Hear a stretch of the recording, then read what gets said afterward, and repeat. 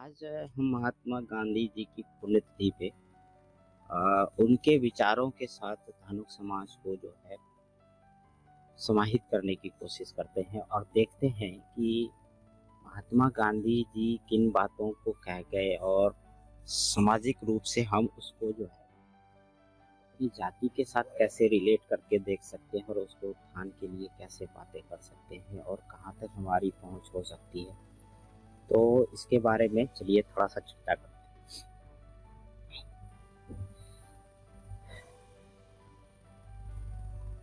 आज महात्मा गांधी जी की पुण्यतिथि है और बहुत सारे लोगों ने फेसबुक पे और अलग अलग सोशल मीडिया के माध्यम से जो है अपनी श्रद्धांजलि व्यक्त की है और मैं भी अपनी श्रद्धांजलि व्यक्त करता हूँ महात्मा गांधी राष्ट्रपिता।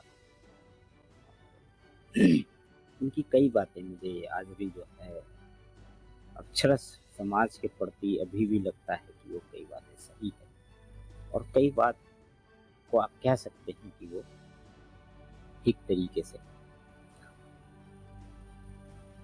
समाज के साथ रिलेट नहीं हो पा रही है। बट लेकिन हम कोशिश करेंगे उसको अपने साथ जो है रिलेट करने की, कैसे उसके साथ रिलेट किया जा सकता है। महात्मा गांधी जी के बारे में सबको पता है कि इंग्लैंड से बैरिस्ट्री करके आए, फिर जो है बैरिस्ट्री करने प्रैक्टिस करने और साउथ अफ्रीका गए और साउथ अफ्रीका में क्या हुआ उनके साथ ये सबको पता है। और हम बचपन में 2 अक्टूबर गांधी जयंती पे एक मूवी देखा करते थे, गांधी रिचर्ड एटनबरो की। उसमें बहुत सारी ऐसी बातें हैं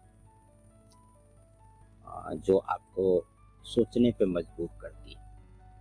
मैं व्यक्तिगत तौर पे साउथ अफ्रीका गया हूँ और मुझे इस बात का एहसास है कि वहाँ की सोसाइटी जो गांधी जी ने झेला है, वहाँ की सोसाइटी इसको कैसे रिएक्ट करती है, इसमें कोई डाउट नहीं है। और मैंने उस चीज़ को देखा है अपनी नज़र से।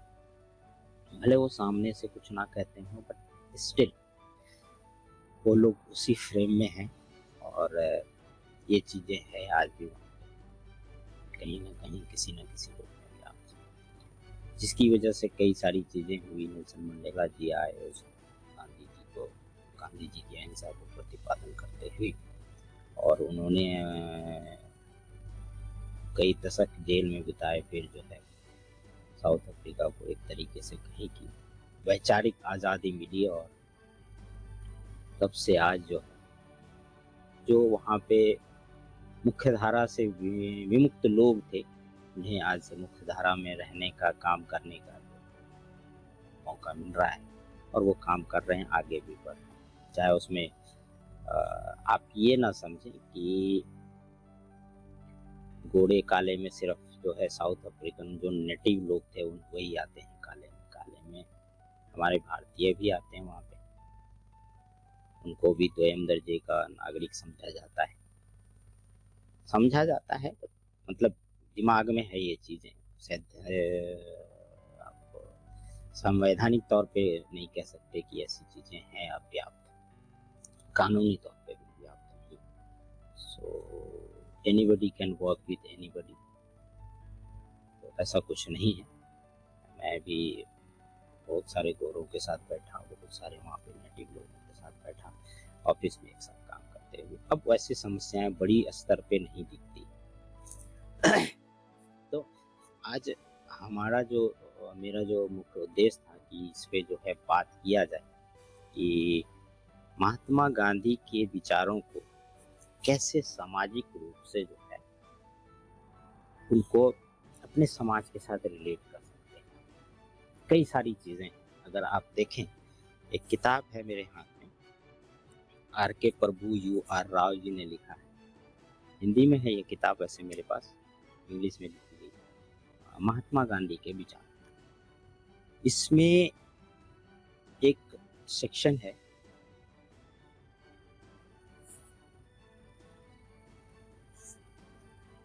स्वतंत्रता और लोकतंत्र। इसमें कई सारे छोटे सब सेक्शंस हैं। मेरे सपनों का भारत वापस गाँव की ओर, समग्र ग्राम सेवा, पंचायत राज शिक्षा, प्राकृतिक चिकित्सा, सामूहिक स्वच्छता आदि। उसके बाद जो है और भी कई सारी चीजें हैं, भाईचारा में उन्होंने बहुत सारे संदेश दिए। उसके ऊपर आज हम छोटा सा एक चर्चा करना चाहते हैं कि वो कैसे हमारे समाज को रिलेट कर सकता है। तो चलिए शुरुआत में हम आते हैं कि उन्होंने ग्राम स्वराज पे जो एक बात कही है कि उसको हम कैसे देख सकते हैं। ग्राम स्वराज में उन्होंने एक लाइन बोली थी कि मैं एक ऐसे भारत की कल्पना नहीं कर रहा हूं जो निर्धनता का शिकार होगा और जिसमें करोड़ों अज्ञानी लोगों का वास होगा।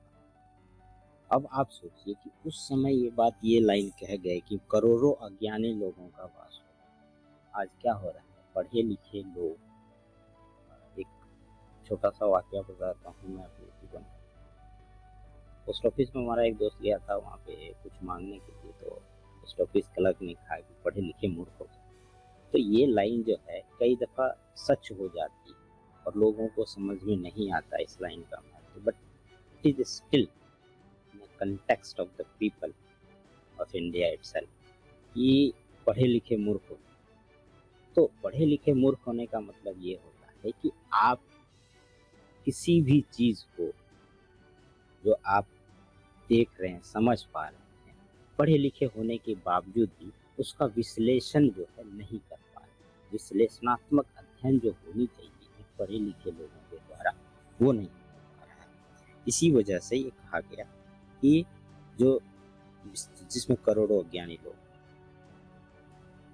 अब यहाँ पे ये है कि उनका कहना था कि देश के 7 लाख गाँव में से प्रत्येक गांव एक स्वस्थ गणतंत्र बनाता है जिसमें कोई व्यक्ति निरक्षर नहीं होगा, कोई बेरोजगार नहीं होगा, हर एक के पास भरपूर काम होगा, पौष्टिक भोजन होगा, हवादार मकान होंगे, तन ढकने के लिए पर्याप्त खादी होगी, सभी ग्रामवासियों को स्वास्थ्य रक्षा तथा स्वच्छता के नियमों का ज्ञान होगा, वे उनका पालन करते रहेंगे। तो ऐसी स्थिति में राज्य की आवश्यकताएं विविध और वर्तमान होगी जिनकी पूर्ति उसे करनी होगी, अन्यथा उसे उसकी प्रगति का बोझ। अब आप समझिए इन लाइनों का मतलब आज की तारीख में क्या है और हम कहाँ हैं। पहले उनके कुछ विचारों को हम आपके सामने रख देते हैं जो मुझे लग रहा था कि शेयर करना चाहिए, तो मैं अपनी तरफ से कोशिश कर रहा हूँ। अब शिक्षा पे उन्होंने एक लाइन कही थी कि ज्ञान में वह समस्त प्रशिक्षण समाहित है जो मानव जाति की सेवा के लिए उपयोगी और है। तो अब पराधीनता इसमें जो है उन्होंने 2 तरीके से डिफाइन करी, बाहरी आधिपत्य की दास्ता और आदमी की अपनी कृत्रिम आवश्यकताओं की दास्ता।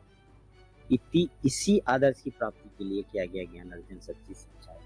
आज की तारीख में हर आदमी दासत्व का जीवन जी रहा है, चाहे वो बाहरी आधिपत्य या आदमी की अपनी कृत्रिम आवश्यकता। हम कृत्रिम आवश्यकताओं के इतने अधीन हो गए हैं कि हमें समझ नहीं आ रहा है कि हम जो है इन चीज़ों को कैसे आगे बढ़ाएं या इसके ऊपर कैसे कंट्रोल करें। बाहरी आधिपत्य तो है ही, हमारे दिमाग पे, हमारे विचारों पे कई सारे लोगों का वर्चस्व रहता है, हम उससे निकल नहीं पा रहे। और भी कई सारी दास्ता हैं, लेकिन ये जो दास्ता है ये आपके जीवन को जो है अपनी तरफ मोड़ने को प्रयास में नहीं होता है।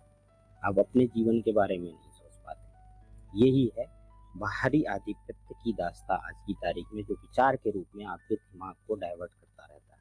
आप अपनी सोच को विकसित नहीं कर पाते, आप किसी भी मुद्दे को लेके विश्लेषण नहीं कर पाते, आप किसी भी मुद्दे को लेके तार्किक तौर पे आप नहीं सोच पाते। आपको तार्किक तौर पे सोचने की आवश्यकता है। यही गांधी जी ने कहा बेसिकली, अगर आप इसको लघुलघु के तौर पे देखें तो। और जो दूसरी है कृत्रिम आवश्यकता, कृत्रिम आवश्यकता मतलब जो भौतिक सुख सुविधा है, ये है वो है, हमारे घर में होना चाहिए तभी हम सुखी संपन्न का मतलब वो नहीं होता। उसके बाद अगली जो बात मैं आपके साथ शेयर करने जा रहा हूँ वो है सामूहिक स्वच्छता। ये मुझे बहुत पहले से जो लगता है कि हम अपनी तरफ से कुछ नहीं कर पा रहे। सामूहिक स्वच्छता अभियान कई बार प्रधानमंत्री जी ने इस पे चर्चा की है और लोगों को आगे बढ़ाने के लिए कहा है, लेकिन हम व्यक्तिगत तौर पे जब तक इन चीज़ों के लिए जागरूक नहीं होंगे, सामूहिक स्वच्छता नहीं प्राप्त कर सकते। क्योंकि कहीं पे भी अगर किसी भी जगह अगर उस ग्राम सभा या उस मोहल्ले के लोग खुद ही उस स्वच्छता के महत्व को समझें और उसका प्रतिपादन करें कि कैसे हो सकता है, उसको अचीव किया जा सकता है, तो ऑटोमेटिकली जो है पूरा मोहल्ला ऑटोमेटिकली स्वच्छ हो जाए। जब मोहल्ला स्वच्छ होगा, कैसे करके पूरा देश स्वच्छ हो सकता है, छोटी इकाई से लेके। गांधी जी ने हमेशा एक बात कही कि आप छोटी इकाई से शुरू कीजिए। हमेशा जब आप छोटी इकाई से काम शुरू करेंगे तो वो आगे चल के बृहद तौर पे जो है पूरे देश को जो है इसका फल मिलेगा। तो ये सारी चीजें हैं उस पे। अब ये मैं इसलिए अभी बता रहा हूँ ताकि इस पे मैं कुछ और विस्तार से आपको बता सकूं कि सामूहिक रूप से हम इस पे जो है कैसे कर सकते हैं। शिक्षा के बारे में उन्होंने कहा कि शिक्षा के मामले में स्वदेशी की भावना को के घातक त्याग से हमें बहुत अधिक हानि पहुंची है। हमारे शिक्षित वर्ग की शिक्षा विदेशी भाषा के माध्यम से हुई है। इसका परिणाम यह हुआ कि हम आम जनता के साथ तादात्म्य नहीं कर पाए। हम आम जनता का प्रतिनिधित्व करना चाहते हैं लेकिन उसमें सफल नहीं हो पाते। आम लोग हमें उससे परिचय की दृष्टि से देखते हैं, जिस दृष्टि से वे अपनी अधिकारियों को देखते थे। अब यही चीज़ है, छोटी सी चीज़। अगर आप गांव में संपर्क करने जाते हैं तो आप उस गांव में जो बोली भाषा बोली जाती है उसके ऊपर आपका फोकस होना चाहिए, तभी जो है चीज़ आगे वो बढ़ पाएगी भाषा के रूप में।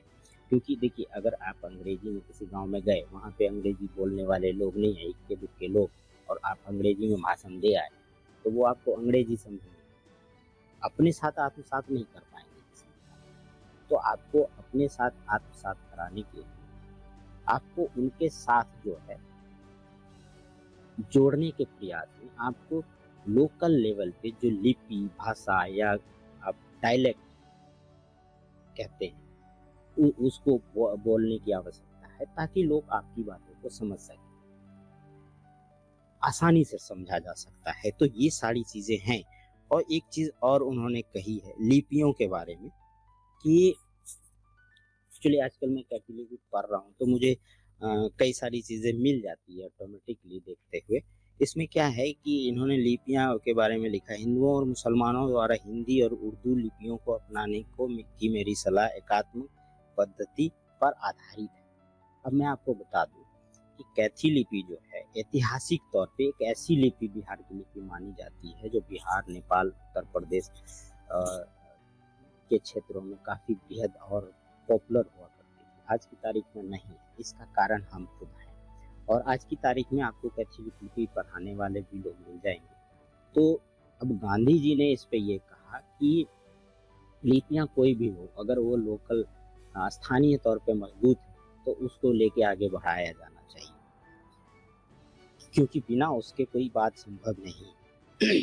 क्योंकि वहाँ पे लोग जो हैं जो आपकी बातों को समझेंगे वो उसी डायलेक्ट में अच्छी से समझ सकते हैं। वहीं की बातों को आप सपोज करिए कि आप अररिया जा रहे हैं और अररिया में आपने किसी बात को कहनी हो और आपने अगर रेणु जी की बात आगे रख दी, उनकी किताबों का उद्धरण कर दिया, उनके कोट उठा के रख दी, तो मेरे ख्याल से वहाँ पे जो लोग होंगे वो काफ़ी खुश होंगे और इस चीज़ को समझेंगे कि रेणु की महत्ता जो है वो काफ़ी है, क्योंकि लोग उसको समझ रहे हैं, लोग पढ़ रहे हैं, और तभी इस चीज़ का प्रचार भी होगा। अदरवाइज नहीं होगा। हम किसी को पढ़ते हैं या हमारी जाति के लोग पढ़ते हैं, लिखते हैं, तो उसको पढ़ना अति आवश्यक है, उसके बारे में बताना अति आवश्यक है। इसके बारे में और भी मैं अभी डिटेल में बात करूँगा। मैं अभी एक दो जगह और हूँ और मैं ये बात बता देना चाहता हूँ कि ये सारी चीज़ें हैं। और नस्लवाद के बारे में उन्होंने कहा था, जो अभी आप कह सकते हैं कि जातिवाद के रूप में जो काफ़ी ये चीज़ है। यह संभव नहीं कि मनुष्य अपने जीवन के एक क्षेत्र में तो गलत काम करता रहे और किसी दूसरे क्षेत्र में सही काम करे। जीवन एक अविभाज्य समष्टि है। मेरी जीवन योजना जिस प्रकार भारत के भिन्न भिन्न धर्मावलंबियों के बीच भेद नहीं मानती, उसी प्रकार भिन्न भिन्न प्रजातियों के बीच भी कोई भेद नहीं मानती। मेरी दृष्टि में मनुष्य वह बस मनुष्य है। तो अब इन्होंने एक लाइन यहाँ लिखी है, दक्षिण अफ्रीका की श्वेत नीति में विश्व युद्ध का बीज, और मैंने इस चीज को महसूस किया है कि ये लोग इस चीज को आज भी महसूस करते हैं कि श्वेत लोग कहीं और से आए हमारे ऊपर आज का। ये कई दुनिया के कई भागों में ऐसा हो रहा है, और ऐसा नहीं है कि आज खत्म हो जाएगा, आगे भी होता रहेगा। ये तब तक होता रहेगा जब तक आप सुपीरियरिटी जो है लोगों को थोपते रहे। अब आखिर में सामाजिक रूप से बहुत ही जरूरी है अपने समाज के लिए, वो है अंधविश्वास। इन्होंने कहा है कि जो ही हम सही ढंग से जीना आरंभ करते हैं, अंधविश्वास और अवांछनीय बातें अपने आप हमारे जीवन से हट जाती हैं। मैं अपना सरोकार विश्वास से नहीं रखता, बल्कि सही बात को करने के लिए कहने से रखता। इस पद्धति को अपनाते ही विश्वास अपने आप सही रूप ले लेते हैं। मैं उन सभी अंधविश्वासों की आंख मूंद कर पूजा नहीं करता जो प्राचीन के नाम पे चले आ रहे हैं। तो मैं, ये किताब है, मैंने ये सारी चीजें इसलिए यहाँ से उठाई क्योंकि ये हमारे समाज से रिलेट करती है। हमें इन सब चीजों को समझना पड़ेगा कि हम इन सब चीजों से कैसे निजात पा सकते। मेरे अकेले करने से कुछ नहीं होगा। अभी 2-3-4 दिन पहले मैंने एक पोस्ट किया था, समस्या क्या है और कैसे आगे बढ़ा जाना चाहिए। सांकेतिक है पूरा पोस्ट, और उस पे एक बंधु ने कहा कि just found another true person. तो मुझे थोड़ी हंसी आ गई कि उसे कम से कम इतना तो एहसास हुआ कि मेरी लेखनी से उसको पता चलता है कि मैं सोच क्या पा रहा हूँ, और वो पढ़ा लिखा आदमी है। इसका मतलब है कि उसने वाकई में सही से सोचा, उसको पढ़ा, फिर सोचा, फिर लिखा। वो इतना ही लिखा है, just found another true person. So this means there is a people who recognize you as a true person. If you are a believer in a society that can be grow with their own resources, कि मेरा कहने का मतलब ये है कि इस समाज में ऐसे लोग भी हैं उपलब्ध जो ये मानते हैं कि कई सारे लोग ईमानदारी से इस प्रयास में लगे हुए हैं कि समाज कैसे अपने सीमित संसाधनों के साथ, इस पे भी मैंने एक पोस्ट लिखा था, सीमित संसाधनों का क्या मतलब है, उसको समाज कैसे आगे लेके बढ़ सकता है। तो आप उस पे जो है चर्चा कर सकते हैं। हमारे पास वाकई में सीमित संसाधन है, इसमें कोई किंतु परंतु नहीं है, और मुझे आता भी नहीं है किंतु परंतु बोलना। मैं वैसे नहीं हूँ कि मैं किंतु परंतु बोलता हूँ, लेकिन मैं जो भी बात करता हूँ स्ट्रेट फॉरवर्ड करता हूँ। मैंने अपने अनुभव के आधार पे बातें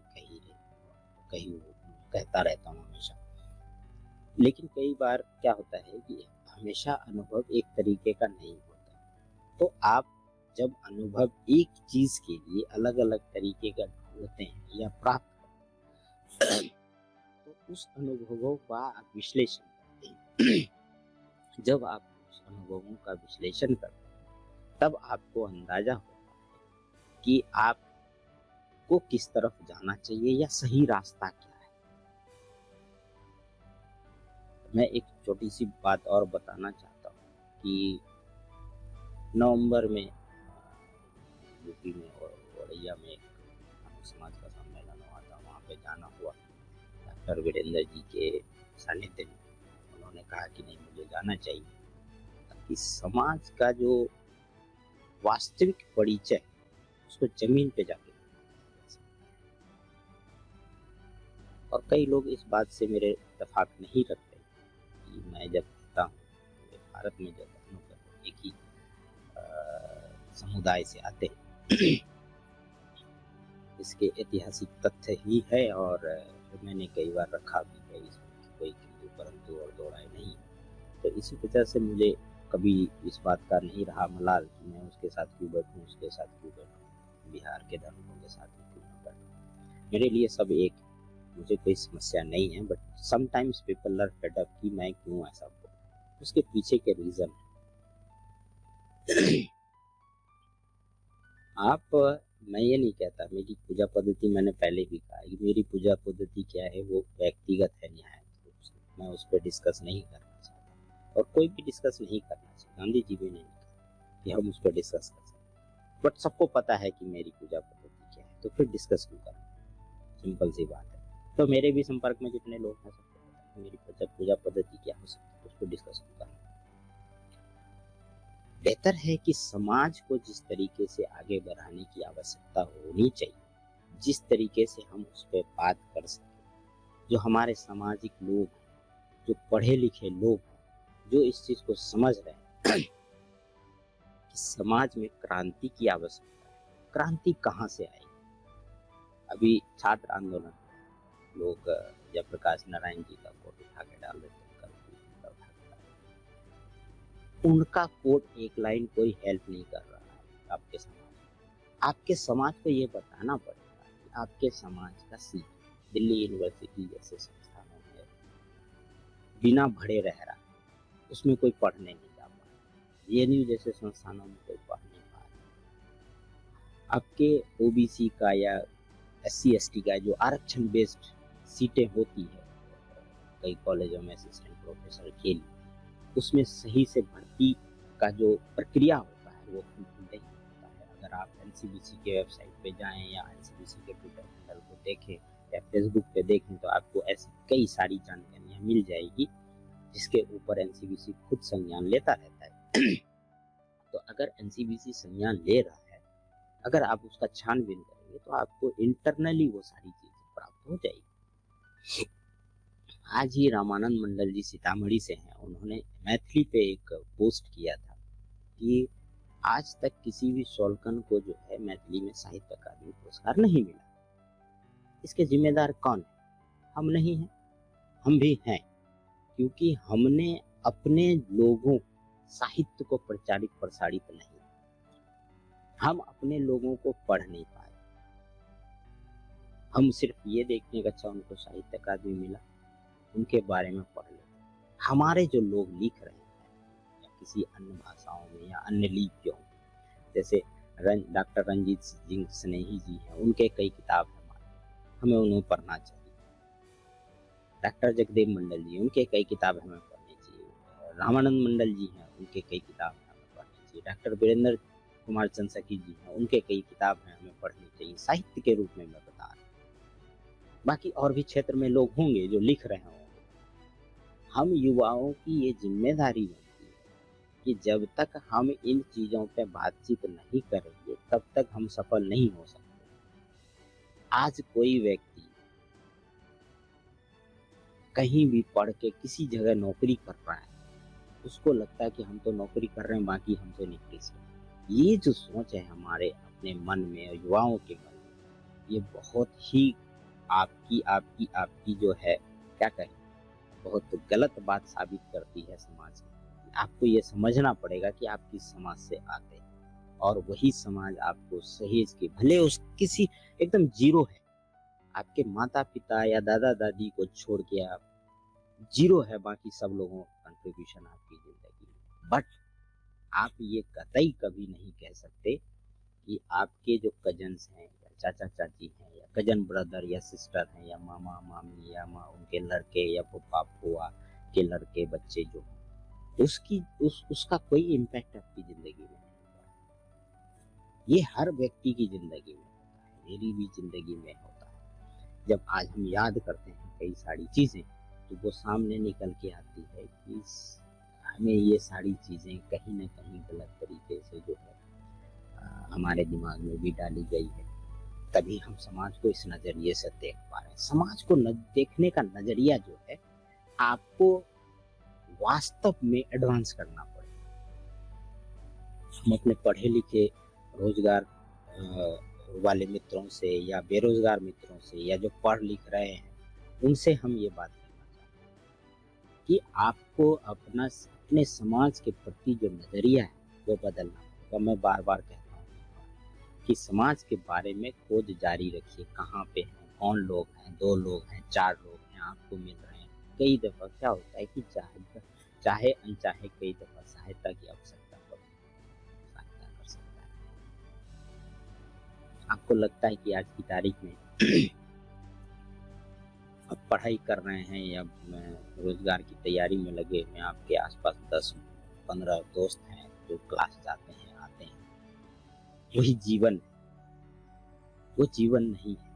आप इस चीज को समझिए। एक बार सारे दोस्त अपने अपने जीवन में आगे बढ़ गए, नौकरियां लग गई, अगर आप खुदा न खास्ता बेरोजगार रह गए, तब आप कंपेयर करिए ऐसे लोगों के साथ जिनके साथ सेम चीज हुआ है। आपके आसपास कोई ना कोई मिल जाएगी, तो आपको अंदाजा होगा कि जीवन इतना आसान भी नहीं है, बहुत कठिन है। जीवन जीना बहुत ही कठिन है और इसको जीने के लिए हम सबको मिलके प्रयास करने की आवश्यकता है। और इसके लिए समाज के अंदर जो चीजें हैं बनी हुई, जो व्यवस्था बनी हुई, उसके साथ उठकर बैठकर बातचीत करके इस पे जो है आगे बढ़ने की आवश्यकता है। समाज के युवाओं से अनुरोध है कि आपने कभी इस बात के बारे में कभी सोचने का प्रयास किया कि आपकी बेरोजगारी की हालत इतनी खराब क्यों हो गई है आज की तारीख में? आप इस पे सोचने का प्रयास कीजिए। आप इसके कारणों के अंदर जाने का प्रयास कीजिए। आप उसके ऊपर जो है चीजें देखना शुरू कीजिए। समस्या ये है कि हम हर समस्या का समाधान नहीं ढूंढते, लेकिन हर समस्या को एक राजनीतिक पार्टी की नजर से देखने का प्रयास करते हैं, जो बहुत ही गलत है। सामाजिक रूप से आप समाज के तौर पे देखने का प्रयास कीजिए कि उसका समाज पे कितना असर पड़ेगा, क्यों असर पड़ेगा, कैसे असर पड़ेगा, और अगर असर पड़ता है तो उसका हम कैसे निदान निकालें। ग्रामों में इतनी ज्यादा अभी बेरोजगारी है, हमारे युवा पढ़े लिखे हैं, वो वहां जाना नहीं चाहते। क्यों नहीं जाना चाहते? अभी गांधी जी ने कि किसी भी श्रम को कमतर ना समझें, श्रम हमेशा श्रम होता है। अगर आपके पिताजी का 2 बीघा खेत है तो आप बीटेक करने के बाद जब आप घर आए तो आप खेतों में जरूर जाएं काम कर। आप इस चीज को समझिए कि मुझे अभी इस चीज का एहसास हुआ। somebody told me कि काफी जूनियर है, somebody told me कि सर मेरा ही घर है और मैं अगर अपने घर की साफ सफाई नहीं रखूंगा, अकेले हो, तो फिर कौन रखेगा? मेरा ही घर है ना, तो इसमें लज्जा की क्या बात है? तो देखिए, आप बीटेक कर रहे हैं या कहीं एमसीए कर रहे हैं, आप अपने खेतों में जाइए, खेतों को देखिए, खेतों में खेती क्या हो रही है, आपके पापा क्या कर रहे हैं, क्या लगा रहे हैं, उसके ऊपर बातचीत की। समाज के अंदर क्या हो रहा है, कौन लोग कैसे किस तरीके से इन चीजों को सोच रहा है, सामाजिक रूप से कैसे आगे बढ़ना है, समाज के बच्चे कैसे आगे बढ़े, नशाखोरी से विमुख कैसे हो सकते हैं, उस पर चर्चा की आवश्यकता है। जो लोग गांवों में रह रहे हैं, जो पढ़े लिखे युवा हैं, अब जैसे मैं आपको एक छोटा सा उदाहरण अभी बताता हूँ। अभी सरस्वती पूजा हमारे यहाँ काफी बृहद स्तर पर होता है। हर गाँव में एक न एक मूर्ति जरूर बैठती है सरस्वती की, और उस पर गाँव के युवा जो है बड़े धूमधाम के साथ पूजा करते हैं और उसका जो है विसर्जन करते हैं। सवाल यह उठता है कि उस पूजा और विसर्जन के दौरान कभी ऐसी गोष्ठियां होती है कि वो युवा ग्रुप अपने समाज की भलाई के लिए किसी बात पे चर्चा करे, किसी बात पे एकमत हो, समाज में जो युवा वर्ग है उसके रोजगार के बारे में चर्चा करे, समाज में शिक्षा को लेके बात करे, समाज में जो स्कूल है छोटा मोटा उस पर पुस्तकालय व्यवस्था बनाने की बात करे, ताकि जो गांव में बेरोजगार लोग हैं जो तैयारी कर रहे हैं, कई जगह कई गांव में लोग तैयारी करते हैं घर पे बैठे, उनको वो प्रतियोगिता दर्पण या कोई ऐसी किताबें जो प्रतियोगिता से संबंधित हो वो उपलब्ध हो जाए ऐसे स्कूलों के पुस्तकालयों में। अगर वो सार्वजनिक तौर पे स्कूल के अधीक्षक या स्कूल के हेडमास्टर या इस मुखिया के द्वारा उन पे वहाँ पे बातचीत करके इसके बारे में एक डेवलपमेंट प्रोसेस बनाया जाए, मेरे ख्याल से ऐसे छोटा सा पुस्तकालय बनाने में बहुत ज़्यादा पैसे की आवश्यकता नहीं होती। लेकिन हम क्या करते हैं कि हम 1000 रुपया लेते हैं, हम किताब और कॉपी और पेन खरीदते हैं, जाके स्कूलों में बांट देते हैं। वो आज की तारीख में सरकारें दे रही है, उसका हल जो है भविष्य की तरफ नहीं जा रहा है। उसका जो मोटिव होना चाहिए भविष्य की तरफ होना चाहिए किसी भी कार्य को करने का। आज की तारीख में मुखिया क्या कर रहा है,